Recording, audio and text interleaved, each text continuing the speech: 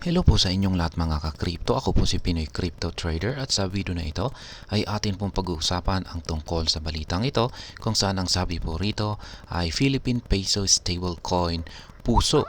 Yan, Puso. Launch on Silo Blockchain. Ayan na po. Nailabas na po or na-launch na po ang isang Philippine Stablecoin. PHP po ito. Philippine Peso na fiat na cryptocurrency. At tinawag po itong Puso. At ito po ay na-launch na sa blockchain gamit ang Silo blockchain. Kaya yan po ang siyang ating pag-uusapan sa video na ito. Pero bago po tayo magpatuloy, ay nais ko lamang po munang bigyang linaw ang aking disclaimer kung saan ang nilalaman po ng video na ito ay hindi po ito isang financial advice. For education and information purposes lamang po ang layunin nito.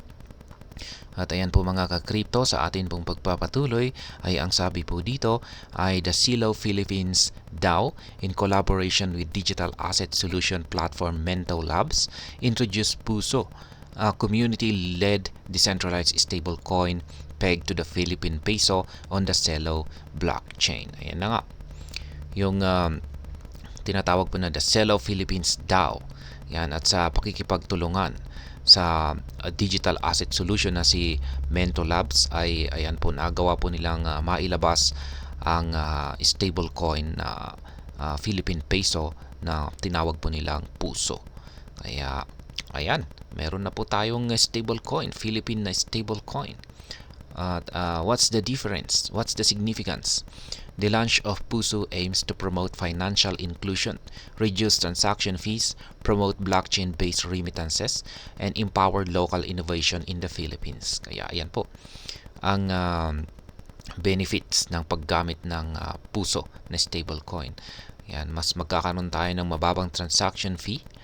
Yan, at yan, ma-promote nito ang blockchain-based na mga remittances. Talagang mura po talaga gamit ang blockchain. Kaya, ayan, at syempre, matututunan po natin yung bagong technology ng blockchain na ito. Kaya, ayan, name Puso comes from the word puso, which is translated as heart in English. According to Silo Philippines DAO, the name reflects the community-driven initiative. Ayan, yung Puso po na ticker name nito ay galing na rin po mismo sa salitang Filipino na puso, kung saan ang ibig sabihin ay heart. At sabi raw ng Celo Philippines daw dito ay ito raw po yung nagpapakita sa community-driven initiative. Entities involved, developed by Minto Labs, governed by Silo Philippines DAO, fully integrated with Minto platform. Ayan po. Ang nag-develop po nito ay ang Mento Labs at ito po ay governed or pinapamahalaan or parang minamanage ng Silo Philippines DAO. Yan. Ano ang purpose naman nito? To provide a decentralized stablecoin pegged to the Philippine peso, reducing crypto exchange fees and creating more efficient remittance processes. Yan po yung kagandahan sa stablecoin na ito. Mas mababa yung transaction fees at syempre maganda po itong gamitin sa pang remittance. YNPH, the stablecoin taps into the country's rapid growing user base and high remittance volumes, offering an essential entry point to Web3 without reliance on centralized financial institution. Ayan po. Bakit daw Philippine peso na stablecoin? Bakit hindi US dollar? Sabi rito ay yan, dahil po sa lumalaki na user base or gumagamit ng Philippine peso at tumataas na remittance volume. Yan po yung dahilan kung bakit nila ginawa ang Philippine coin, stable coin na ito. Liquidity. The Mento Asset Exchange facilitates Puso trading with no need for pre-provided liquidity, enabling swaps between Puso and other major currencies like USDT and USDC. Ayan, pwede naman po nating swap ito sa ibang mga stablecoin. Kung gusto natin yung US dollar, ayan, napakadali lamang pong iswap ito sa USDT. Ayan, katulad ng mga stablecoin na US dollar na USDT at saka USDC. Now, how will it work? Puso tokens will be minted and burned during trades. Ayan, namimint po pala siya. at saka nasusunog habang ito ay na-trade. Key quotes.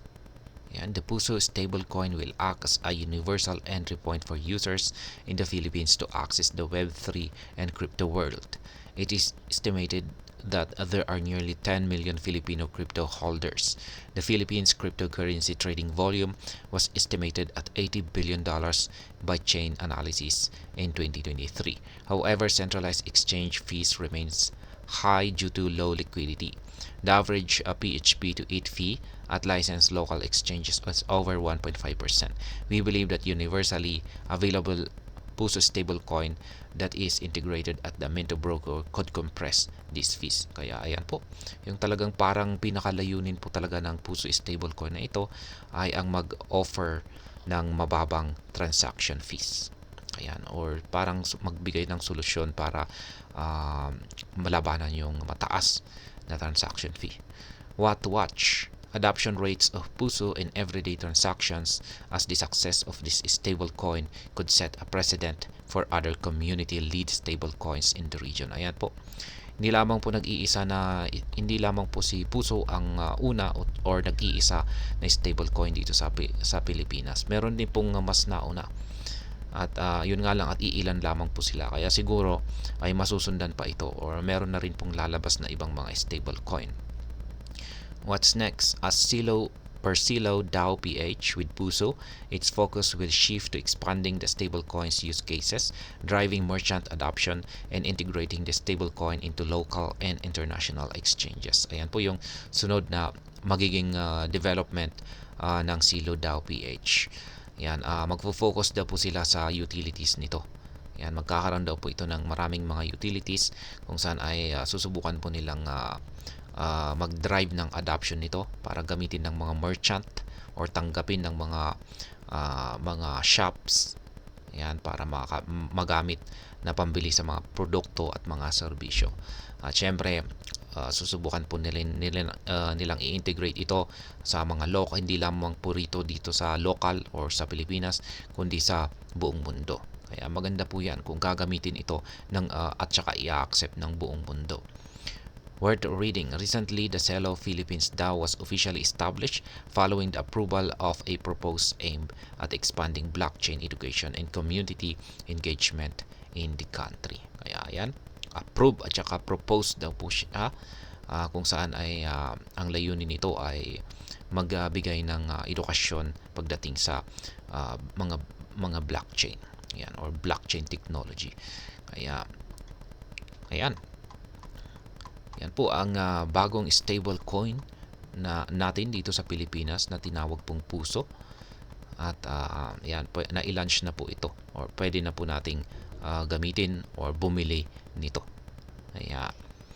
Ayan, sa mga hindi nakakalam, kapag stable coin po yan ay nakadikit po yan sa presyo ng ating Philippine peso. Kaya kung ano yung value ng ating Philippine peso ay yan na rin po yung kanyang value. At yan, hanggang dito na lamang po tayo sa video na ito mga ka-crypto. Sana po ay inyong nagustuhan ang aking paliwanag sa video na ito. Kung inyo po itong nagustuhan, pag-click lamang po ang like button nito. Para naman po sa mga bago lamang dito, kayo po ay aking inaanyayahan para mag-subscribe. Pag-click na rin po ang bell icon nito dahil ito po ang siyang magsisilbing notification nito sa mga bago kong videos na akin pong ina-upload sa aking YouTube channel na ito.